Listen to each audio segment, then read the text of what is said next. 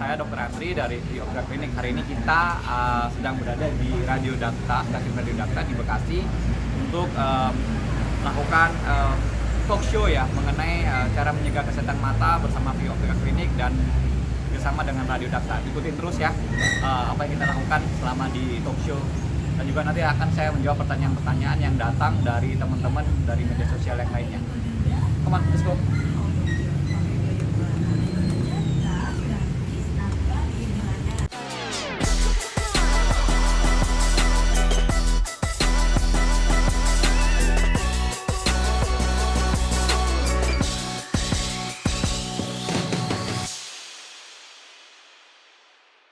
Radio Dakta, dan syukur alhamdulillah ketiga narasumber kita sudah hadir di studio Dakta pada siang hari ini, dan mungkin kita langsung sapa saja satu persatu. Selamat siang Dr. Andri Agus ya. Halo, selamat siang Mas Haji. Selamat siang. Di sebelahnya ada Mbak El-nya. Selamat siang Mbak El. Selamat siang Mas Haji. Hai. Sebelahnya juga ada Pak Budi nih. Selamat siang Pak Budi. Selamat siang Mas Haji dan rekan Dakta. Baik, saya juga masih mengajak rekan Dakta untuk bergabung bersama dengan kami di 0218816363 atau SMS dan WhatsApp di 0815111007 ataupun bisa komen di WhatsApp kita di 0815111007 ataupun komen di Instagram kami di @radiodakta atau di @view_optical_clinic.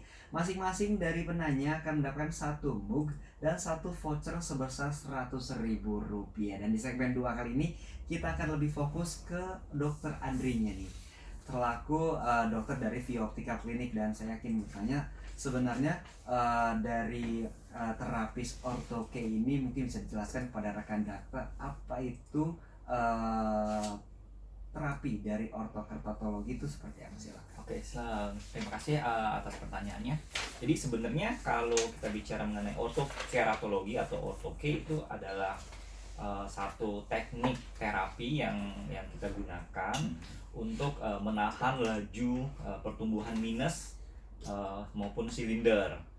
Biasanya pada anak-anak ya, karena dari yang tren kita lihat itu peningkatan kelainan refraksi ataupun minus dan silinder pada anak-anak cukup tinggi. Jadi dengan terapi ini kita harapkan kita bisa menahan laju pertumbuhan dari minus tersebut. Jadi sebelum usia dewasa minusnya nggak tinggi-tinggi amat lah, yang lebih. Nah, tekniknya itu sendiri ya sebenarnya gampang banget ya. Kita lakukan menggunakan alat itu digunakan pada saat dia tidur malam hari untuk menahan laju pertumbuhan korneanya, terus dilepas pagi hari pada saat mereka bangun tidur, dan itu dilakukan tiap malam dengan harapan nanti minusnya atau minus dan silindernya itu nggak naik, ataupun mungkin kita bisa turunkan supaya bisa lepas dari penggunaan kacamata pada siang hari. Oke. Sebelum kita lanjut, mungkin ada penelpon yang ingin bergabung bersama dengan kami. Langsung kita sapa. Assalamualaikum Dakta.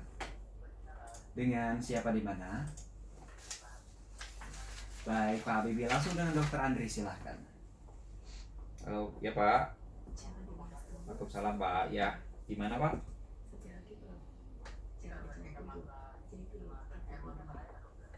Gimana maksudnya Pak? Saya kurang jelas. Oke.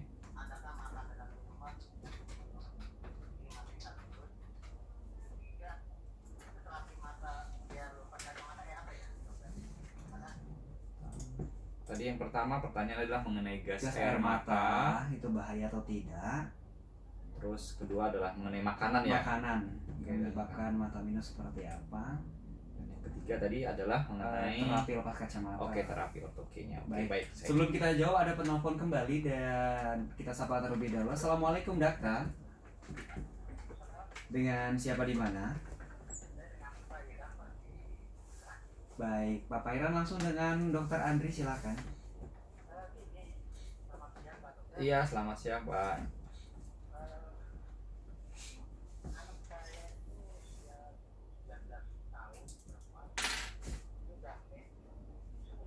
Oh iya Pak.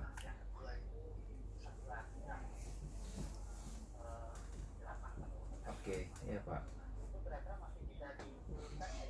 Oh, oke, baik Pak.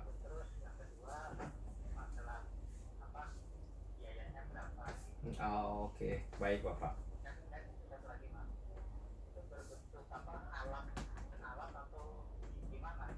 Oke, baik Pak. Oke, baik Pak. Terima kasih atas. Perlu dijawab ada juga dari WhatsApp kita di 081511100107 untuk biaya. Mungkin ini ke Pak Budi nih. Berapa sih biaya sekali datang di Orthoke ini? Silakan. Tapi sebelum itu kita jawab dulu pertanyaan dari Pak Habibie dan juga Pak Pairan. Silakan dokter. Oke. Pertanyaan pertama itu mengenai yang apakah gas air mata itu berbahaya atau tidak. Jadi kalau kita gas air mata kan tujuannya mungkin sudah jelas ya, biasanya digunakan oleh aparat keamanan, salah satunya untuk menghalau atau mengurangi keramaian yang ada di kejadian misalnya terjadi tertentu. Tapi kalau kita berhubungan berbicara mengenai kondisi mata, yes, untuk temporari penglihatannya akan perih, terus air air mata banyak, susah melihat. Tapi kalau untuk jangka panjangnya itu karena mata kita itu kan bisa ada defense mekanismenya, jadi ada mekanisme untuk bisa menghalau terjadinya gangguan terhadap kondisi matanya, dan itu pelan-pelan pasti akan penglihatannya ataupun kondisi matanya akan bisa balik ke normal. Jadi kalau kita bicara apakah berbahaya, yes, apabila itu terjadi terus-menerus ya pasti akan cukup berbahaya untuk kondisi matanya. Tapi kalau emang misalnya dan itu bisa kita tanggulangi juga dengan obat, tetes mata, ataupun dengan melakukan pemeriksaan ke klinik ataupun ke dokter mata. Terus yang kedua, mengenai makanan dan minuman tertentu yang dapat mengakibatkan timbulnya minus. Secara umum sampai saat ini saya tidak temukan, tidak ada indikasi ya harus menghindari makanan-makanan tertentu atau minuman-minuman tertentu yang dapat mengakibatkan terjadinya minus. Jadi silakan makan apa aja yang dimau dan sehat, dan itu tidak ada larangan yang baik makanan dan minuman. Yang ketiga itu, jadi saya juga jawab dari pertanyaan Pak Iran tadi ya, mengenai apa dan terapi Orthoke itu sendiri. Jadi terapi Orthoke itu fungsinya adalah cara kerjanya secara umum kita itu akan membentuk ulang kornea matanya dan menahan laju pertumbuhan bola matanya yang tidak normal itu, supaya dengan harapan minusnya dapat terkontrol. Nah, alat yang digunakan itu adalah bentuknya kita sebutnya rigid gas permeable. Jadi berbentuk kurang lebih mungkin seperti lensa kontak, tapi dia lebih kecil, tapi dia hard lens. Jadi itu rigid gas yang dipakai pada malam hari pada saat tidur. Nah, itu jadi dengan tujuan untuk membentuk, jadi kita buat cetakan lah. Oke, jadi juga dipakai cuma malam hari saja. Yes, ya? jadi dipakainya hanya malam hari, jadi sangat-sangat simple.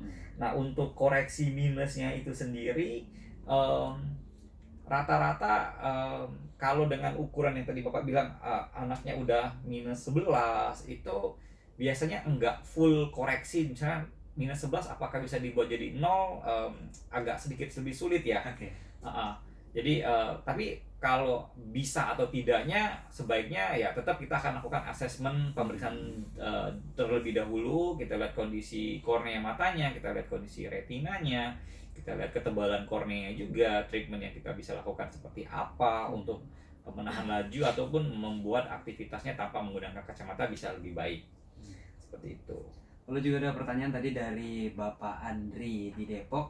Ia mengeluhkan matanya selalu berair nih kalau memandang malam karena kena sorot lampu nih dok.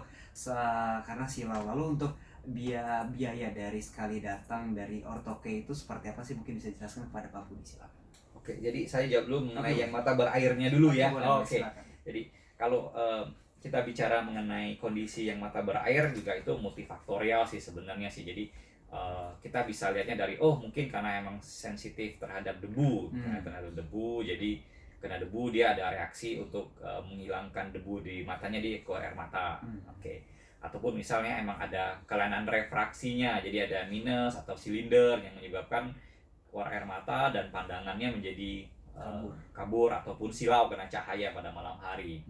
Ataupun emang juga kondisi matanya kering. Nah, kering juga kita bagi lagi multifaktor juga. Apakah kering karena emang ada alergi tertentu, aktivitasnya depan komputer yang banyak, kurang istirahat. Jadi cukup banyak sih jadi faktor Faktornya. penyebabnya. Jadi ya tetap tadi saya sih tetap kita harus melakukan pemeriksaan Assessment terlebih dulu dulu, ya. assessment dulu ya untuk kenapa keluar air mata banyak dan kenapa pandangan menjadi silau pada saat kena cahaya. Baik, banyak juga nih pertanyaan terkait dengan hal tersebut. Nah, salah satunya di Instagram di @radiodakta juga ada dengan @rizka syari. Dia menanyakan, saya minus 1,5. Kalau ada acara, ia hanya menggunakan soft lens saja nih dok. Mm-mm. Apakah, tapi karena penggunaan kacamata kurang nyaman. Lalu apakah soft lens ini berpengaruh untuk menyembuhkan mata minus atau tidak? Karena semenjak mata minus, ia mengeluhkan sering pusing. Dan kalau untuk ortho K ini apakah untuk bisa menyembuhkan balik lagi seperti sedia kala? Oke, baik. Jadi untuk individu yang minusnya 1,5 itu penggunaan ortoke akan sangat-sangat memberikan efek yang sangat baik ya. Jadi treatmentnya juga nggak akan lama. Setelah itu dia penglihatannya akan bisa balik ke normal lah, mudah-mudahan kita bisa balik ke normal.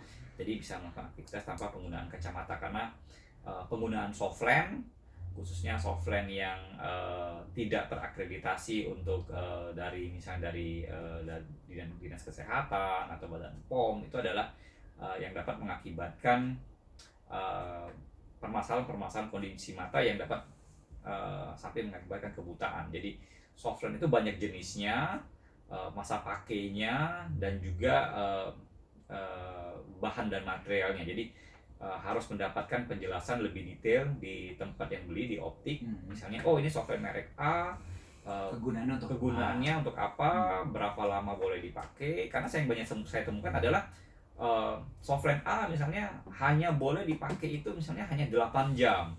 Nah, tetapi tidak diinformasikan ke customernya atau ke pasien. Jadi pasiennya itu pakai lebih dari 8 jam, 14 jam, kadang-kadang sampai dipakai tidur. Nah, itu dapat mengakibatkan kondisi atau jaringan matanya itu, khususnya kornea, menjadi rusak. Nah, itulah mulai terjadinya merah, iritasi, dan bisa menyebabkan kebutaan. Jadi itu yang kita paling banyak temukan adalah non-compliant. Jadi tidak dijelaskan dan pasien itu tidak melakukan seperti yang disarankan oleh dokter ataupun tenaga ahli kesehatan matanya. Kembali ada pertanyaan di Instagram di @radiodakta dengan @asyafifa. Ia menjelaskan bahwa ia minus 1,75 nih dok. Dan dia sudah pakai kacamata, tapi perih sekali kalau melihat komputer lama. Maksudnya mungkin bekerja di depan komputer yang agak lama, sangat perih. Apa perlu lensa kacamatanya ditambah dengan lensa radiasi atau seperti apa? Oke, baik itu juga salah satu pertanyaan yang paling banyak kita temukan di klinik ya. Jadi di Vioptika klinik kita juga ada yang kita ada assessment yang namanya untuk dry eye test, jadi dry eye therapy. Jadi keluhan perih pada saat aktivitas di depan komputer itu biasanya rata-rata yang kita temukan adalah karena faktor dry eye atau mata kering. Jadi seperti kita ketahui, apabila kita depan gadget, depan layar monitor, itu mata kita itu lebih jarang berkedip. Oke, jadi yang biasanya secara tidak sadar tuh kita jarang berkedip. Iya, kita fokus banget ya gitu. Apalagi kalau yang ditonton itu kan sesuatu yang seru banget ya. Iya. Jadi kalau kita fokus, mata kita tuh tidak berkedip. Jadi normalnya tuh kita berkedip misalnya 7 detik tiap 7 detik kita berkedip. Nah, kalau misalnya aktivitas depan komputer biasanya jadi lebih lama, bisa double-nya, bisa 14. Nah, apabila itu terjadi berarti kan pertukaran air matanya berkurang. Yang seharusnya tiap kali kita berkedip, air mata itu diganti dengan yang baru, tapi karena kita tidak berkedip, itu pertukaran air mata itu jadi jarang. Nah, yang terjadi adalah karena kita kekurangan air mata, bola mata atau korneanya memberikan signal ke otak bahwa oh ini kita harus lebih banyak air mata, jadi menyebabkan perih, tidak nyaman, ataupun sakit bola matanya, ataupun menjadikan merah. Nah,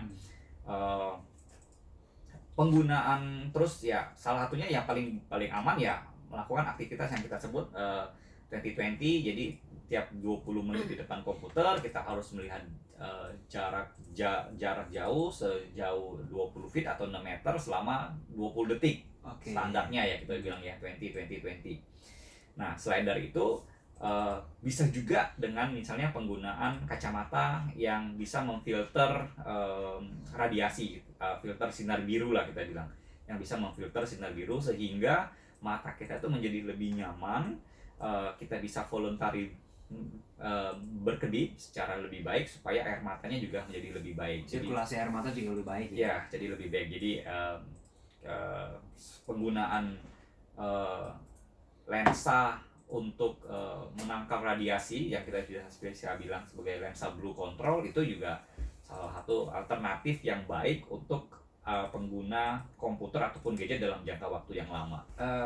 Kenapa kita harus khususnya untuk anak-anak ya, kenapa harus mengikuti terapi ortho-K? Karena dari saya pribadi saya mengambil specialize di ortho-K karena kita melihat bahwa di Indonesia itu tren penggunaan gadget pada anak-anak itu sangat tinggi.